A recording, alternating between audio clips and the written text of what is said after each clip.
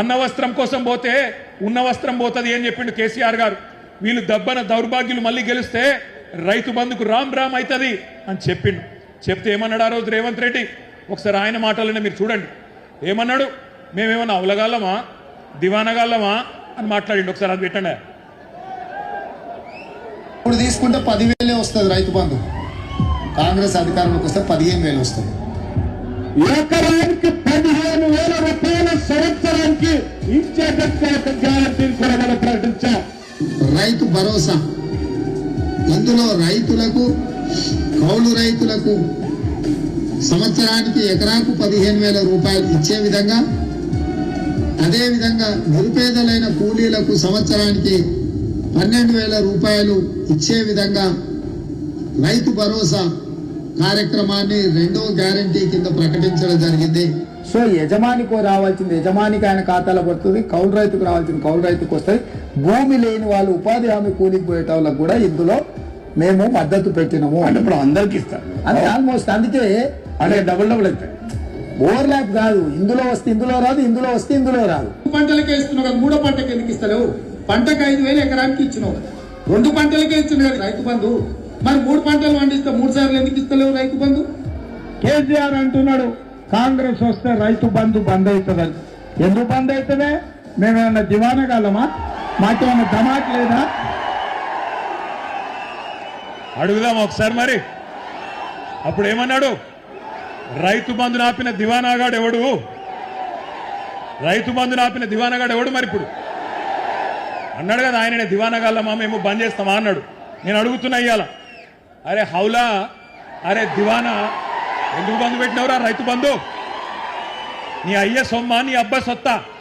మీరు సమాధానం చెప్పాలి. ఇవాళ 3 సార్లు రైతు బంధు ఎగ్గొట్టిన దివానాగాడు ఎవడు? ఎవడు? నేను పడతలేదు తమ్మి. రైతు బీమాను బొందబెట్టిన హౌలాగాడు ఎవడు? 2 లక్షల రుణమాఫీ చేయని దివానాగాడు ఎవడు? 500 బోనస్ ఎగ్గొట్టిన ధోకెబాజ్గాడు ఎవడు?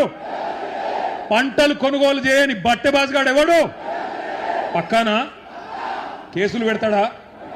కేసులు కాకపోతే మన అయ్యా ఏం పెట్టుకుంటాడో పెట్టుకోమని దేఖలేంగి. ఎట్లున్నదంటే వరంగల్ రైతు డిక్లరేషన్ సంగతి ఒక్కసారి మీకు వాళ్ళ మాటల్లోనే చూపెడతా. దయచేసి అందరూ టీవీలలో కాంగ్రెస్ వల్ల భాగవతం వరంగల్ డిక్లరేషన్ ది చూడాలని చెప్పి నేను కోరుతా ఉన్నా. ఆ వీడియో ప్లే చేయండి.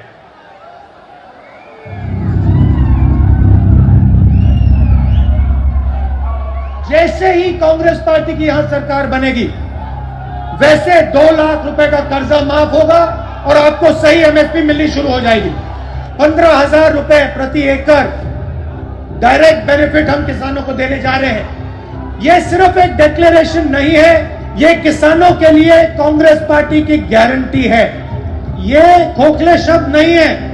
पैडी को हम 2,500 रुपए में खरीदेंगे।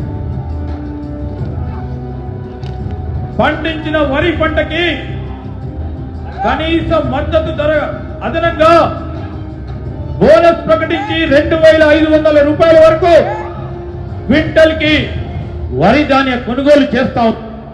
కాంగ్రెస్ పార్టీ అధికారంలోకి వచ్చిన తక్షణమే రైతులకు ఏకకాలంలో 2 లక్షల రుణమాఫీ చేస్తాం.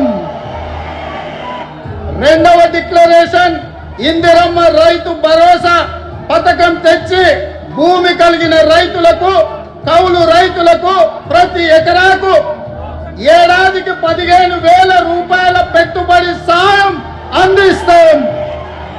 ఉపాధి హామీలో నమోదు చేసుకున్న భూమి లేని రైతు కూలీలకు ప్రతి ఏడాది 12,000 రూపాయల ఆర్థిక సహాయాన్ని అందిస్తాం.